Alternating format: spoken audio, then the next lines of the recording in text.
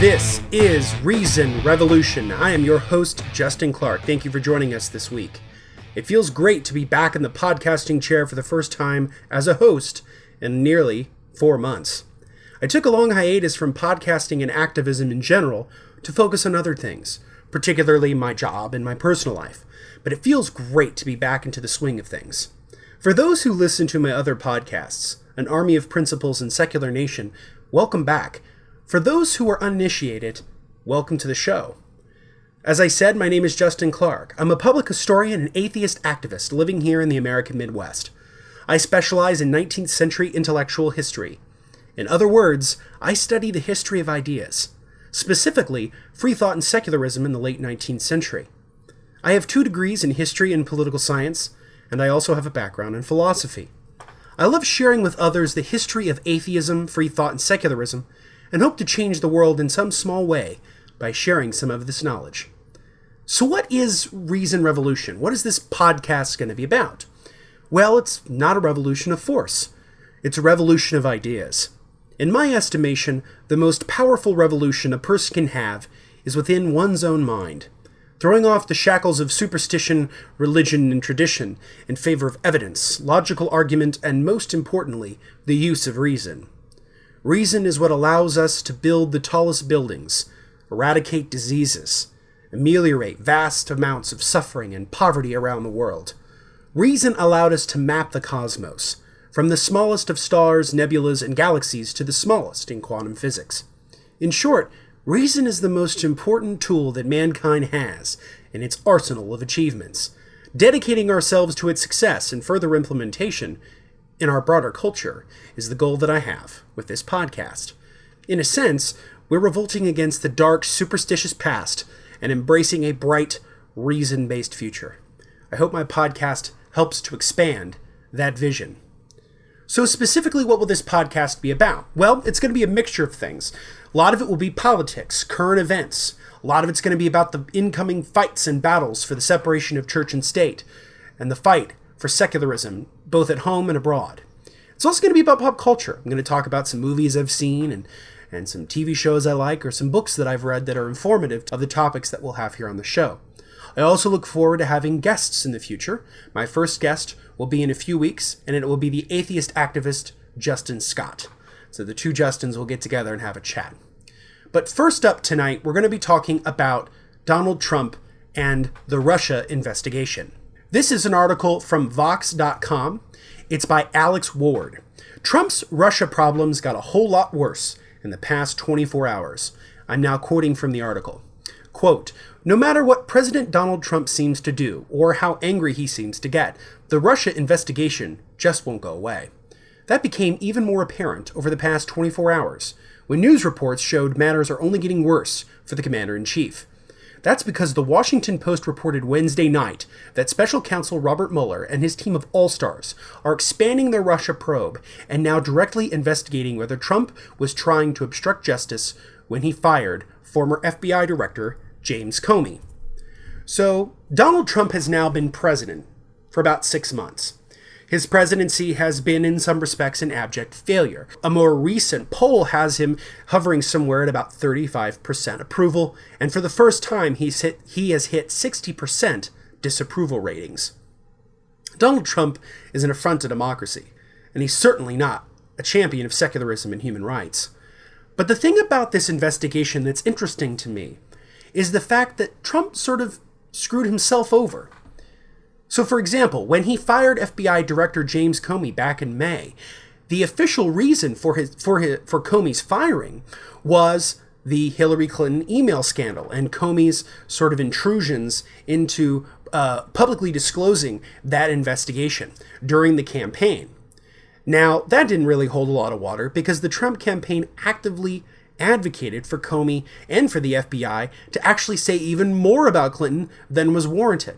So that excuse fell apart. And then Donald Trump did an interview with Lester Holt, where he basically said, "I fired Director Comey because of the Russia investigation." So now, Special Prosecutor Robert Mueller and his team, including some of the top lawyers from the, I think, Southern District of Virginia, or one of the districts of Virginia for U.S. attorneys, are now investigating whether or not Trump actually obstructed justice when he fired FBI Director James Comey. Furthermore, they're looking into the Donald Trump campaign's collusion with Russia in terms of money laundering. So, from what we kind of gather so far, and these are from news reports that were reported by Vox as well as the New York Times and the Washington Post, is that two things. So one, that the Trump campaign found an elaborate way to launder money so that it could get to Russian oligarchs through Paul Manafort, who was the former campaign manager for Donald Trump. The other thing that has been investigated, and I believe either the Times or the Washington Post has reported, is that Jared Kushner is also being pulled into this. Of course, Jared Kushner is the son-in-law of Donald Trump and one of his most trusted advisors, and he leads the Office of American Innovation. So this investigation is really starting to come together. And the question is, will it lead to impeachment? And I think the answer is, I don't think we know yet. The chips haven't sort of fallen as they may. The facts aren't there yet. You know, it took almost 2.5 years for them to get Nixon with Watergate. The break-in happened in June of 1972, and Nixon resigned on August 9th, 1974. 3 days after Republican leaders in the Senate, one of whom was former presidential candidate Barry Goldwater, and told him that he would be impeached for what crime? Obstruction of justice. See, back in the 1970s, Richard Nixon had White House tapes installed into the White House to record most, if not all, of his conversations. One particular conversation that he had with H.R. Haldeman, who was his chief of staff, as well as John Ehrlichman, his lead advisor on domestic affairs. They had basically told Nixon that they were going to have to put upwards of $1 million worth of hush money into the people who broke in and to the people who knew they were breaking in, as well as to sort of throw off the FBI investigation into Watergate. Nixon agreed to the plan. This was all on White House tapes. Nixon, citing executive privilege, decided not to release the tapes to the public.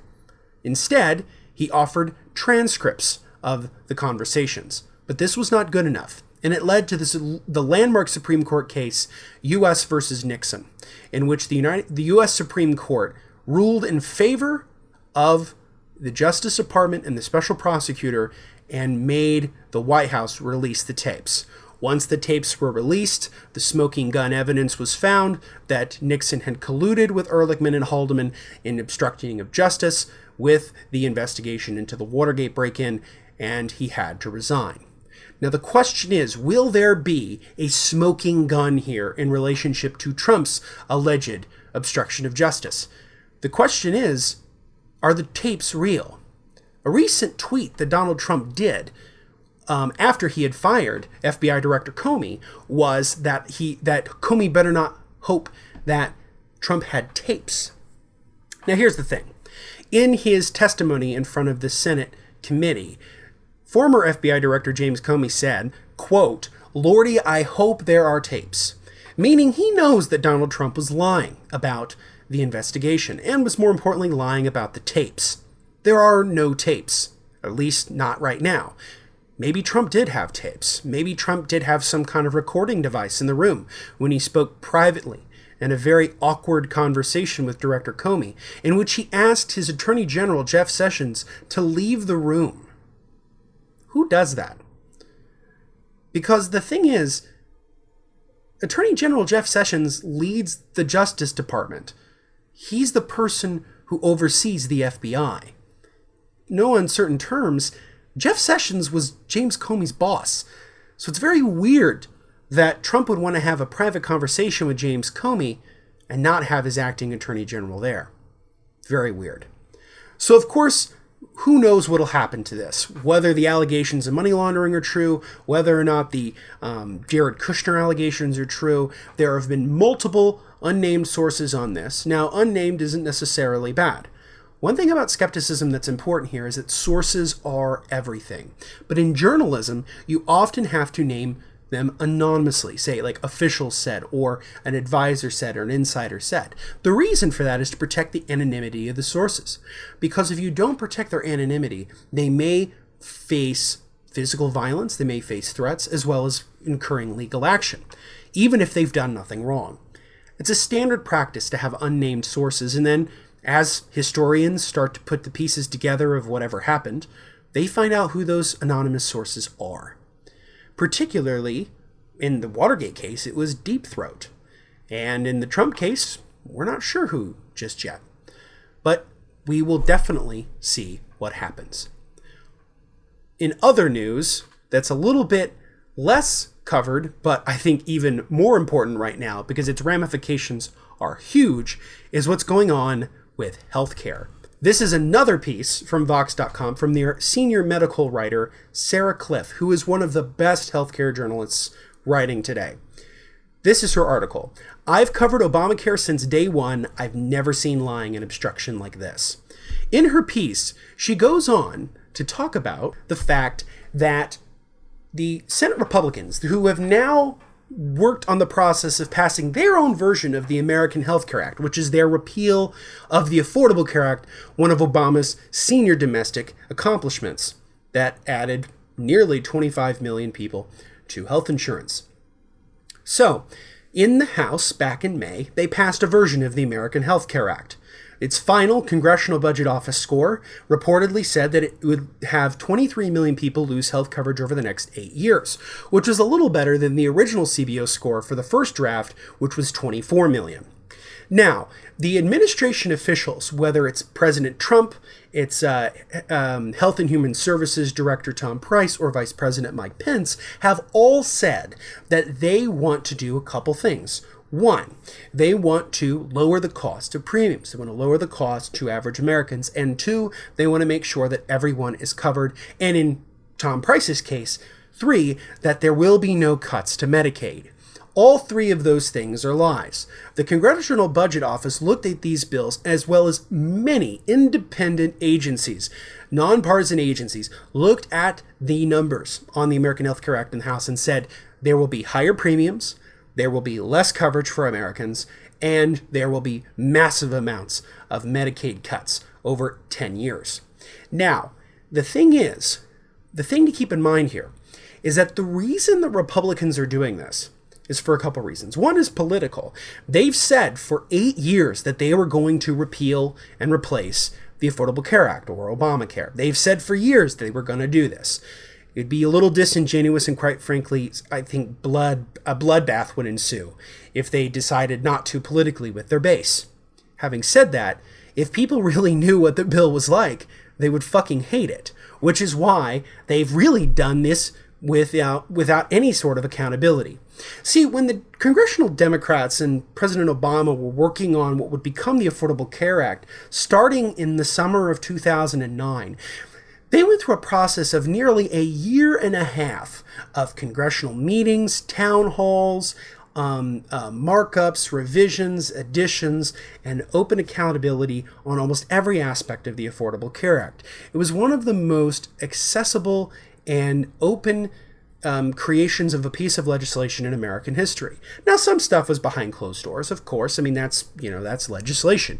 Politics is, of course, the art of the possible. And sometimes the only things that are possible are things you can do in a closed room. And I have no problem with that. I'm realistic.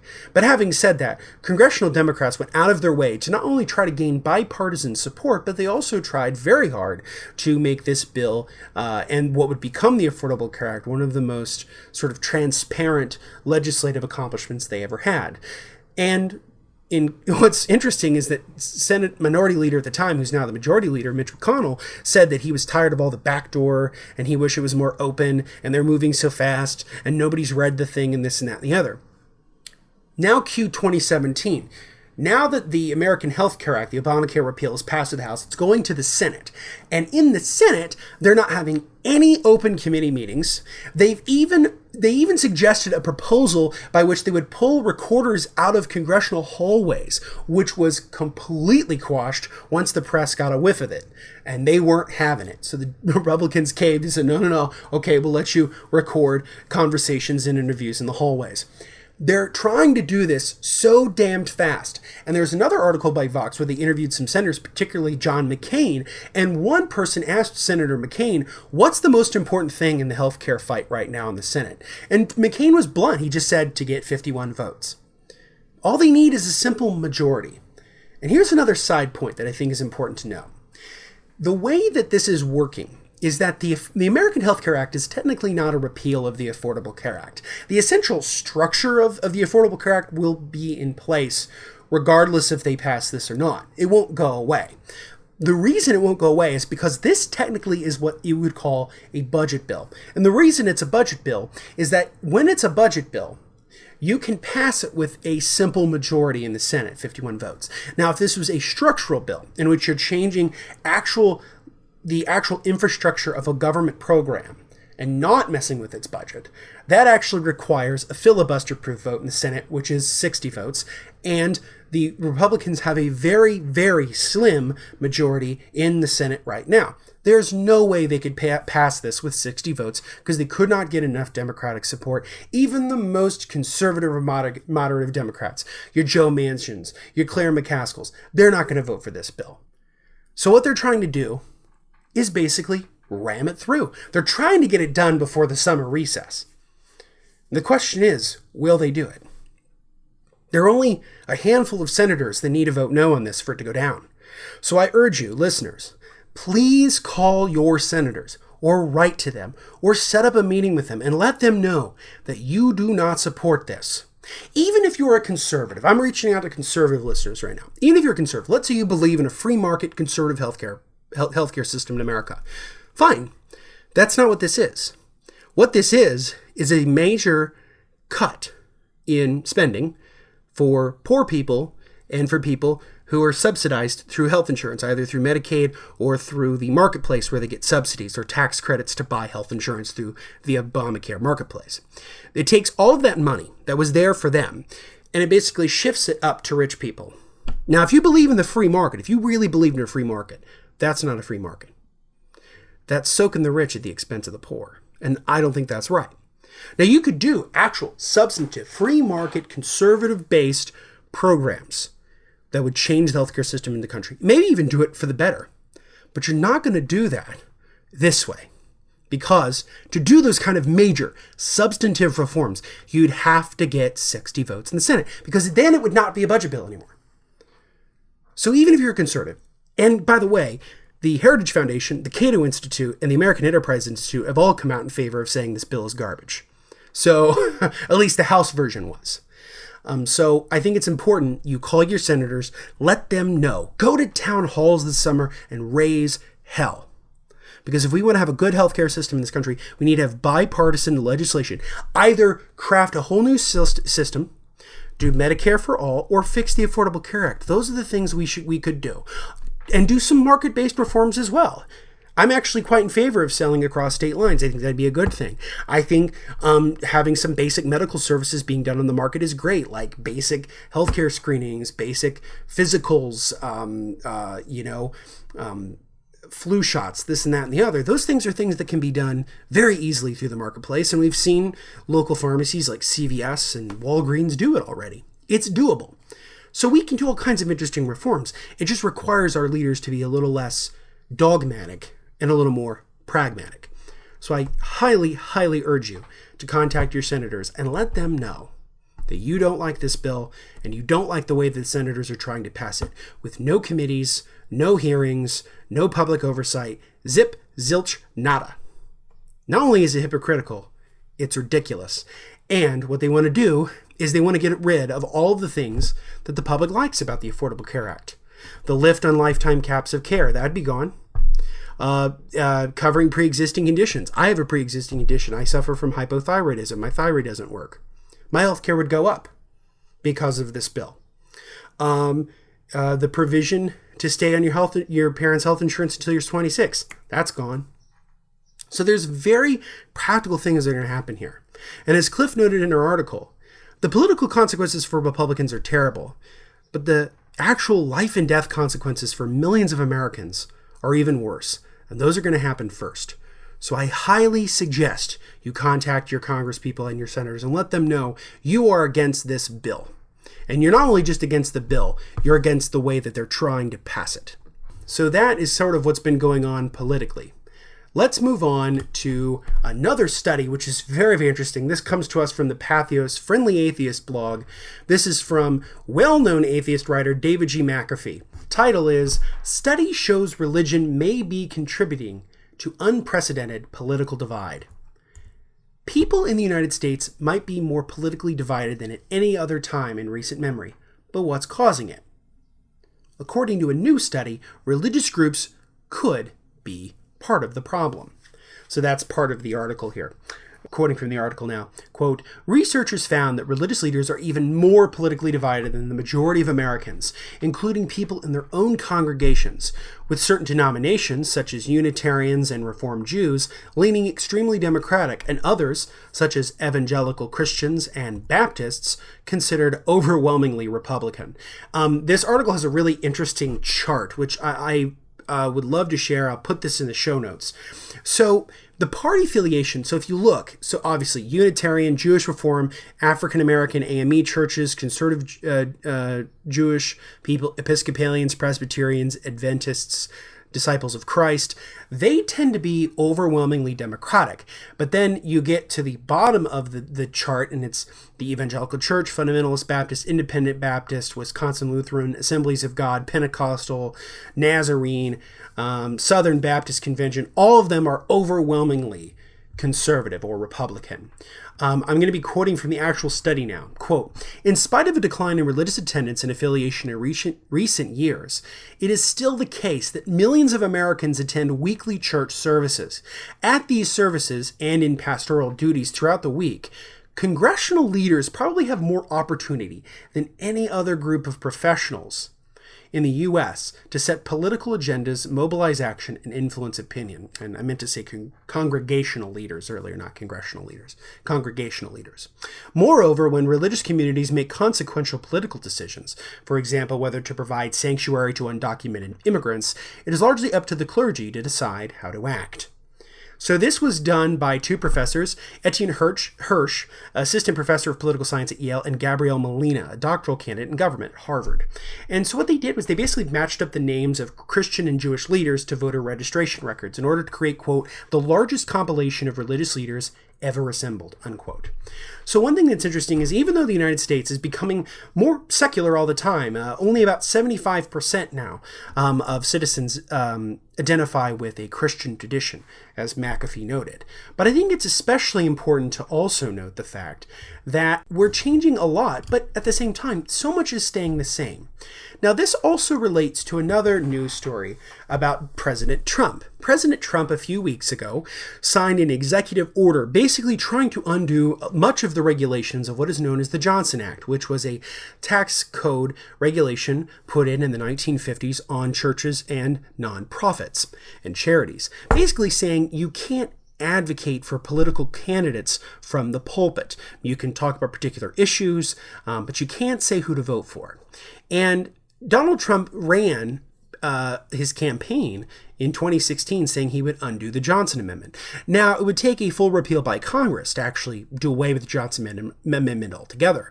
But he did an executive order, which in some ways sort of lessens the teeth, which, by the way, the IRS has lost a fifth of its budget over the last 7 years. So I doubt they're really ever going to have the ability or authority to actually go after violators. In fact, there are pastors on one particular weekend, I think it's maybe the weekend before tax day, where they basically send in tapes to the IRS openly violating the Johnson Amendment and trying to see if the IRS will go after them, which they don't because, one, it doesn't look good to go after churches because the politics of it aren't very good, but also the fact that they just don't have the resources to go after every violation. It costs a lot of money, a lot of labor time, a lot of bureaucracy, so they just don't mess around with it. Donald Trump just made it a lot easier for churches to do this. So, what does that mean in relationship to the McAfee article? Well, if you look at some of these leaders in the sort of Southern Baptist Convention or whatever, they openly supported Donald Trump, and they've openly supported certain political candidates. And it would be really problematic if we allowed for churches to sort of work, if they wanted to, like sort of dark money political action committees or super PACs, dark money super PACs, to do what they wanted. And of course, we know by religious affiliation sort of what politics they'll lean.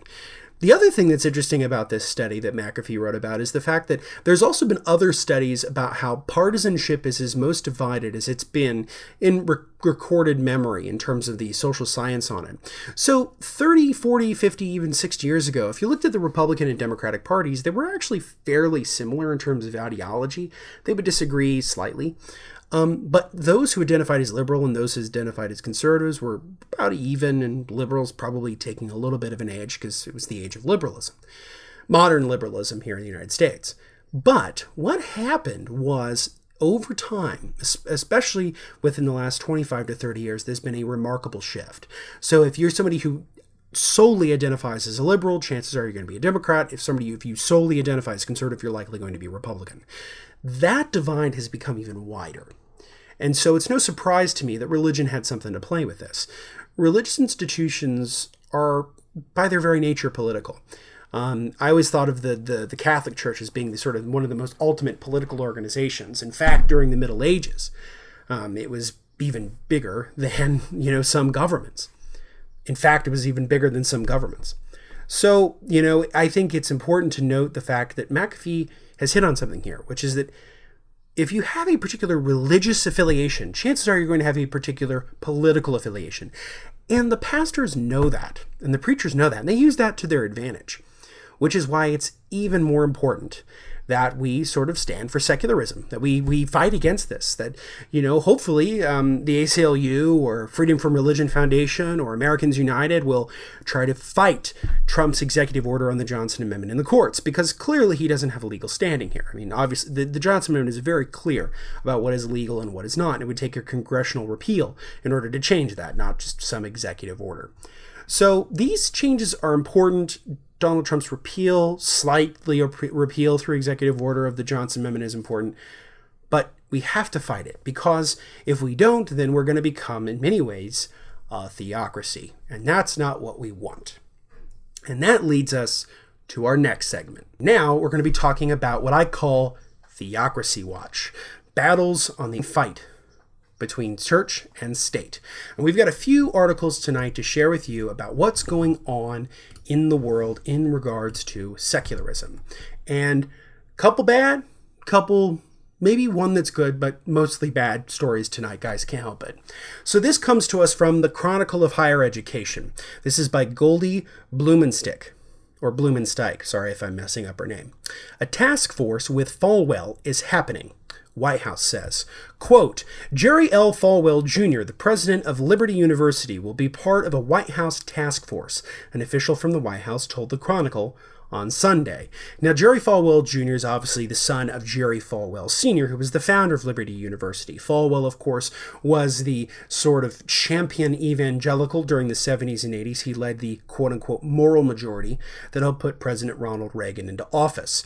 Very conservative, very fundamentalist Christianity, and as well as politics.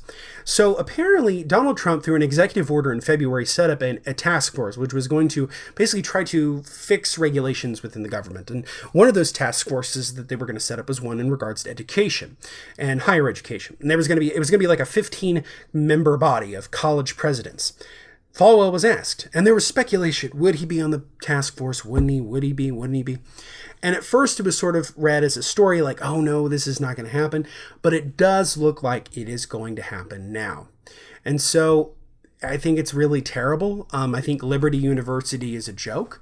It's an evangelical university where they openly teach people things that are incorrect, whether it's the quote-unquote Judeo-Christian origins of American government, or creationism, or whatever. It's a pretty terrifying situation that somebody this conservative, this evangelical, this theocratic is going to be on a task force for the President of the United States.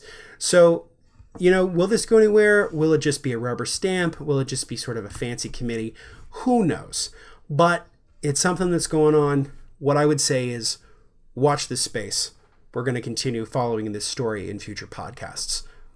Next story comes to us from the Freedom from Religion Foundation, which, if you're not a member, I highly suggest you sign up. It's $40 a year. I am a member of the Freedom from Religion Foundation, and I highly suggest you do as well. They're a wonderful nonprofit organization that both helps to educate people on secularism and free thought, as well as fight battles. They have an entire legal team to fight violations of the separation of church and state. And here's one they've recently written about. Wisconsin bill limits voucher accountability. This is a press release from the Freedom From Foundation. And so I'm going to be quoting here now. Quote, a new Wisconsin bill will further hide the state's voucher schools in a cloak of secrecy. On Friday, June 9th, with the Wisconsin Senate Committee on Education voted 4-3 to approve a bill introduced just a few days before that would roll back accountability measures applying to private Wisconsin voucher schools receiving state money. A full vote is expected in the Wisconsin Senate this week. So this is terrible news, because one of the things that's terrible about these voucher programs, and I live in Indiana, I think we're the state that does vouchers more than any other ones. I think Wisconsin might be second or third, is that in Wisconsin, what is called Senate Bill 293 would, from the article again, quote, remove requirements that apply to the state's 4 voucher programs, a statewide program, a special needs scholarship program, and 2 programs that are specific to Racine and Milwaukee. More than 90% of voucher schools in Wisconsin are religious. What this means is that by doing away with some of the accountability measures that are put in place by previous laws within regards to the voucher schools, it essentially allows these private schools to run basically the way they want to. They don't have to be accountable. They don't have to really, have to do any kind of accreditation. They don't really have to do any kind of accountability in terms of the finances, in terms of their curriculum, whatever. So this is a huge problem. And not to mention the fact that if a school receives more than $100,000 in vouchers a year, it reduces an audit of their in accordance with generally accepted accounting principles. So they can be dark about their books in terms of their accounting. They can be dark about their books in terms of content, in terms of curriculum, and they can be dark about their practices in regards to religious instruction. So this is a huge problem. There's nothing wrong with a private institution, a private school, teaching what it wants, the way it wants, with the money it wants, if it's not accepting a dime of public money. The moment you accept even a dime of public money, you become privy to the public good. You become privy to the laws of outstanding secular tradition in the United States. I'm going to be quoting now from the FFRF co-president Annie Laurie Gaylor. Quote, when taxpayers are footing the bill, we must have some means of assuring transparency. Religious schools want public money, but do not want to comply with even minimal accountability standards. Again, this is a problem. This is how theocracy works. These people are weasels. They weasel their way into our institutions. And they say, public schools are not so great. Can we have some of that money? Maybe we can make a better school. And, for poor kids, I can understand. If you grow up in a poor community and the public schools aren't that great, but your state government is offering you a voucher program to go to a different school that might be a little bit better, I can see the incentive in that. I can see why people would want that. Having said that, the problem, and as this article pointed out, this press release pointed out, 90% of all voucher schools in the state of Wisconsin are religious. Here in Indiana, the vast majority of them are religious. So we as taxpayers are subsidizing religious instruction whether we like it or not. And this is a problem in a couple ways. First, it's a problem for the atheists like myself who hate the fact that we are having to fund superstition and faith-based education rather than evidence-based, reason-based education. That's what I would prefer to have in a robust public school system. 2, it takes money away from the public school system. Every dollar you take out of the public school system and put into the private system is a dollar that the public school is going to lose probably forever based on state governments and their appropriations, or local governments and their appropriations. And third, and this is, I think, maybe the most important thing here, is the fact that it's without any accountability.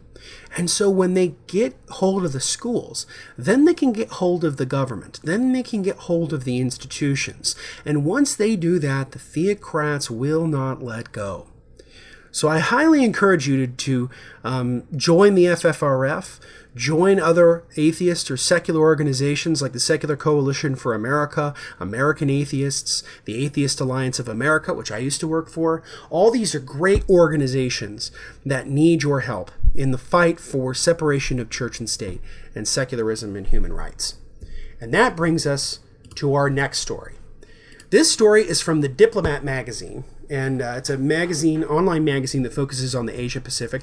This article came to me via Facebook from atheist activist and human rights advocate Faisal Saeed Al-Muhtar. Faisal, thank you for posting this article on Facebook. I couldn't think of a more prescient piece to talk about this week on the podcast in terms of what horrible things are going on around the world. So while we deal with horrible violations here over in the United States, whether it's putting some evangelical crazy guy on an educational task force, or the violation of the separation of church and state in regards to vouchers with the state of Wisconsin, this is life and death. So this comes to us from the Diplomat magazine. Pakistan issues first death sentence for digital blasphemy. The ruling is a reminder that Pakistan's blasphemy law is an existential threat for the state. I'm going to be quoting now from the article. Quote, on Saturday, Taimur Raza was sentenced to death in Kuala a city in southern Punjab, Pakistan, for alleged blasphemy, while the accused was yet another in a long list of victims of the country's blasphemy law, who have either been arrested or were casualties of mob violence. Raza is the first to be sentenced to death for blasphemy on social media. Raza, a Shia Muslim, has been accused of insulting the wives of the Prophet Muhammad, among other prominent personalities of Sunni Islam. So in the Pakistani Penal Code, and this is what the article talks about here, Section 298A of the Pakistani Penal Code is about defiling, quote, the sacred name of any wife, Ummul Muhammadin, or members of the family, Ali Bayt, of the Holy Prophet, peace be upon him, or any of the righteous caliphs, Khulafa-e Rashidin, carries a maximum punishment of just 3 years in prison. Now, here's the thing. Raza had been charged multiple times with violating the blasphemy law. But here's something really terrible. So, Pakistan has a constitution, and in Article 20 of its own constitution, it guarantees freedom of conscience. So the blasphemy law violates the freedom of conscience, not to mention the fact that it violates the rights of religious minorities. Obviously, with Raza here being a Shia Muslim and basically going after the Sunni prophets, he is facing blasphemy. So again, this is not an atheist blogger like other ones have been described. Their names are escaping me at the moment. Raif Badawi is one I was thinking of, secular ones. There have been other secular bloggers around the world in Pakistan, Bangladesh, Saudi Arabia that have been killed. Raif Badawi was sentenced to like 1,000 lashes and like 10 years in prison for his crimes of criticizing Islam and the Prophet Muhammad. But Raza is another Muslim. But the thing to keep in mind, and this is, I think, prescient because I just finished reading Ali Rizvi's phenomenal book, The Atheist Muslim, A Journey from Religion to Reason.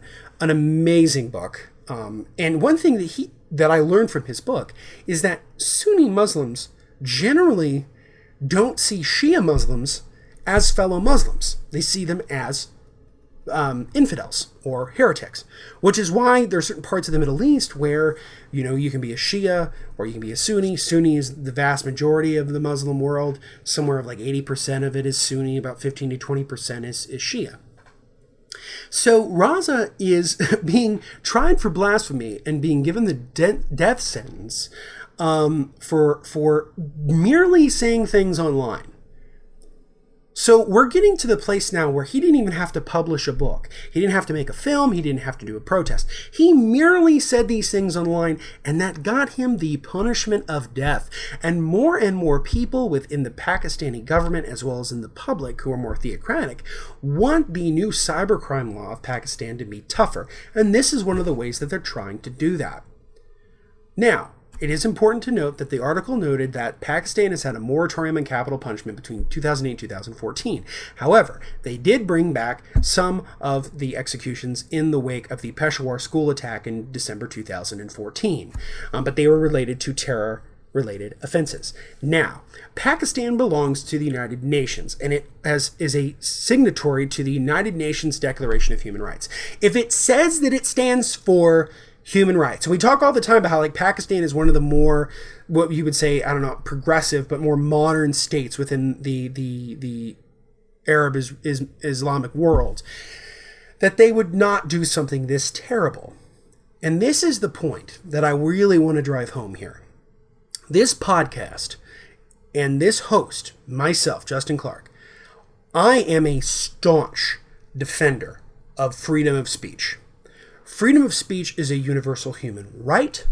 It is the bulwark of liberal democracy and human rights and liberalism in general. It is one of the things that we should fight for within the world.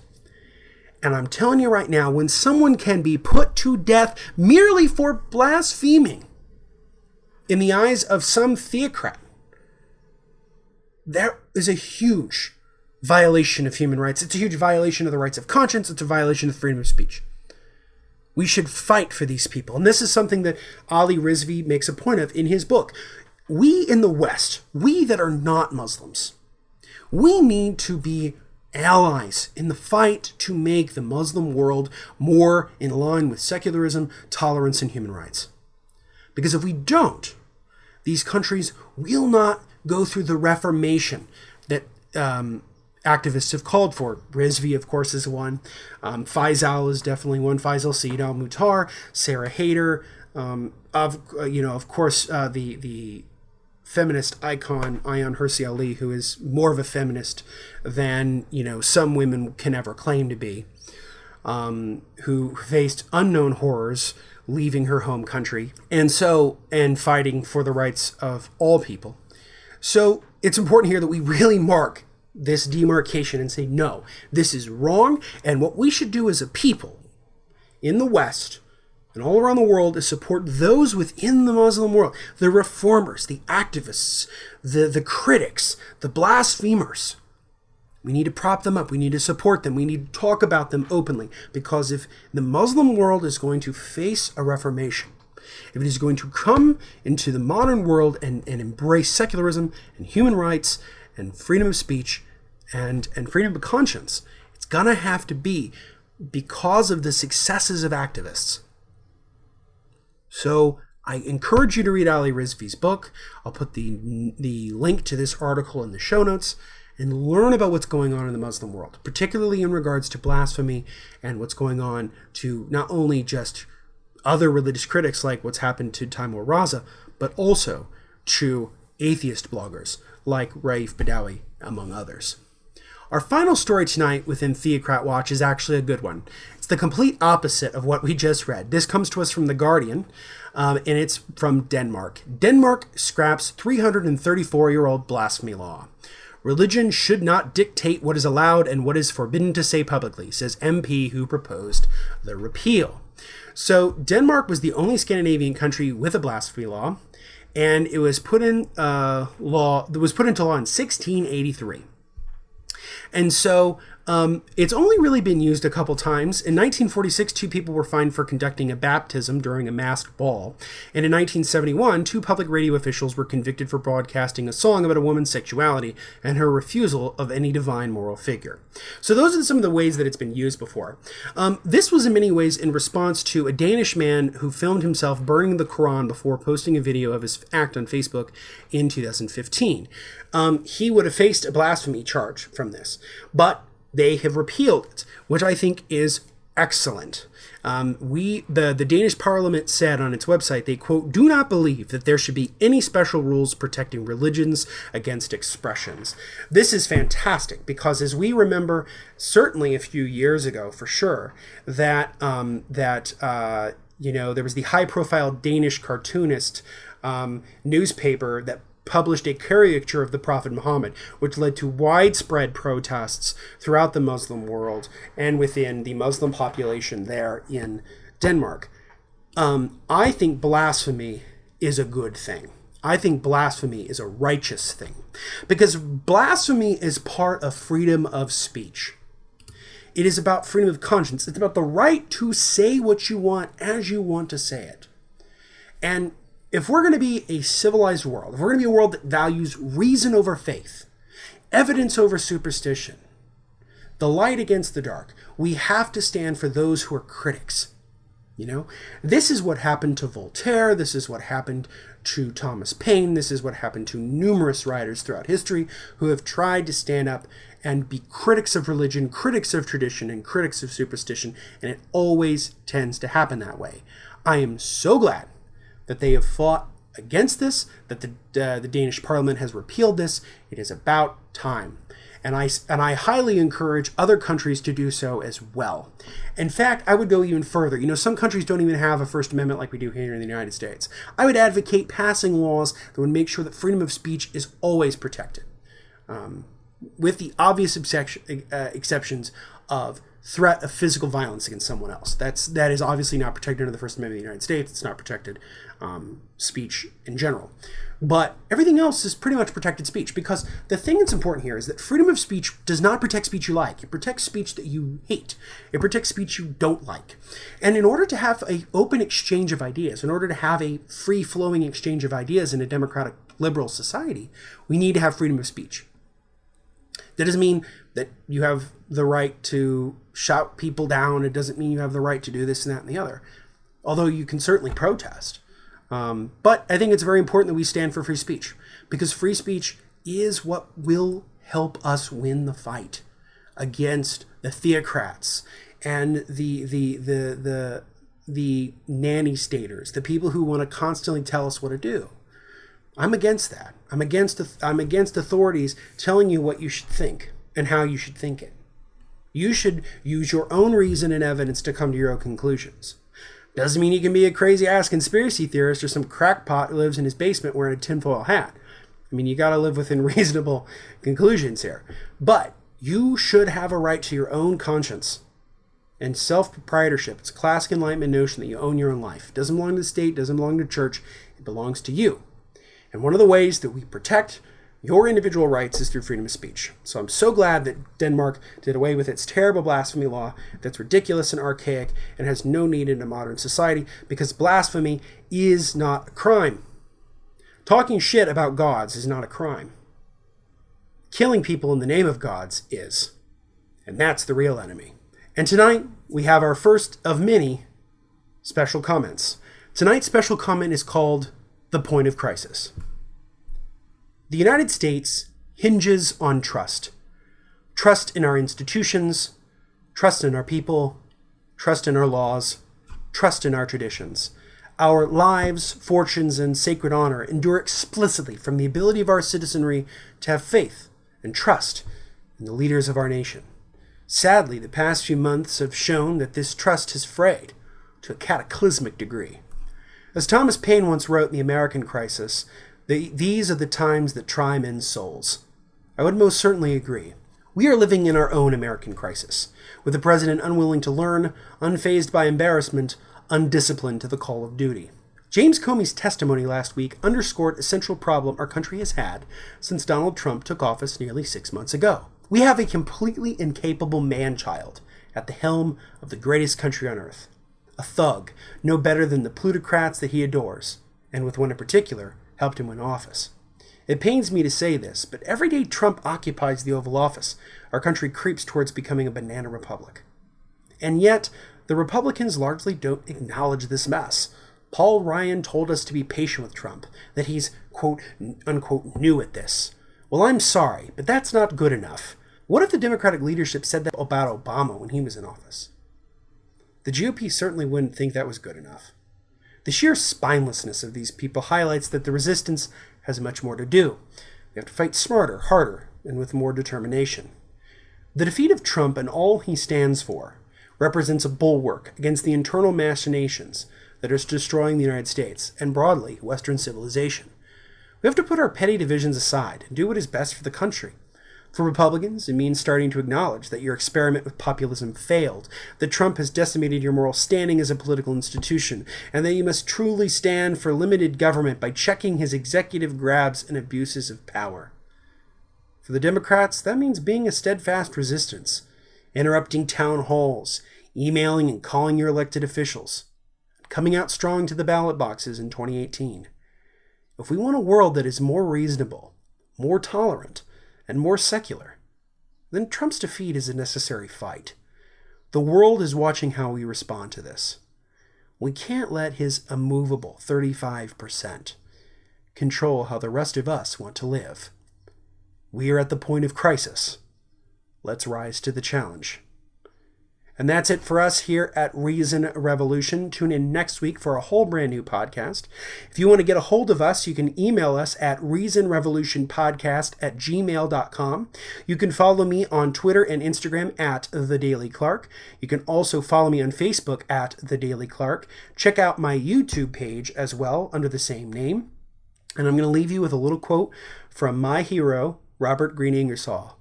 I admit that reason is a small and feeble flame, a flickering torch by stumblers carried in the starless night, blown and flared by passion's storm, and yet it is the only light.